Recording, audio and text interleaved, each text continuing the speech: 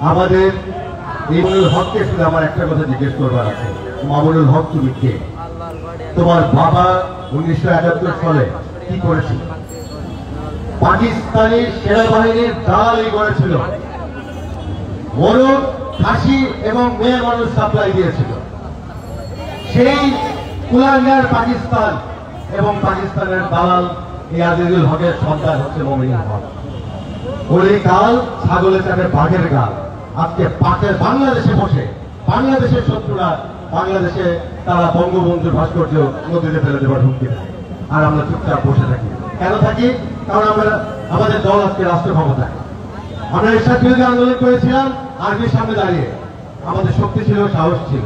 আজকে আমাদের সীমান্ত তালুকদার বলে গেছে হালুয়া রুটির ভাগাভাগিতে আমরা ব্যস্ত। আসলেই তাই নয়তো বাংলাদেশে আওয়ামী লীগ সরকারের সময় কার শক্তি আছে, কার ক্ষমতা আছে আমাদের সামনে একটা মিনিট দাঁড়াবো।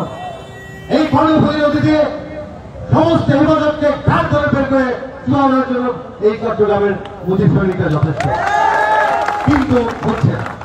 কারণ সরকারের কি দুর্নাম হবে এটা আমরা ভাবি। আমরা হাতে লাঠি নিলে মিডিয়া বলে আমরা সন্ত্রাসী, ছাত্রলীগের একটু পরিচয় থাকলে ওটা ছাত্রলীগ সন্ত্রাসী। ওই যাবে এরা, এরা না পারে ভালো কিছু করতে, এরা না পারে ভালো কোনো কিছুর জন্য প্রতিবাদ করতে, এবং আবার চুপ করে থাকতে পারে না, এমন একটি বাজে পজিশন আমরা আছি। তো যাই হোক, আমি বক্তব্য দীর্ঘায়িত করবো না, বাকি বক্তারা আজকে বক্তব্য রাখুক। আমি শুধু বলবো আমরা আছি, আমরা থাকবো।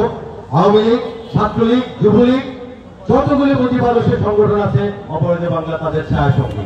এইভাবেই আমাদের জন্ম এবং আমরা এইভাবেই থাকবো। জয় বাংলা, জয় বঙ্গবন্ধু। ধন্যবাদ বিদ্যাপতিকে।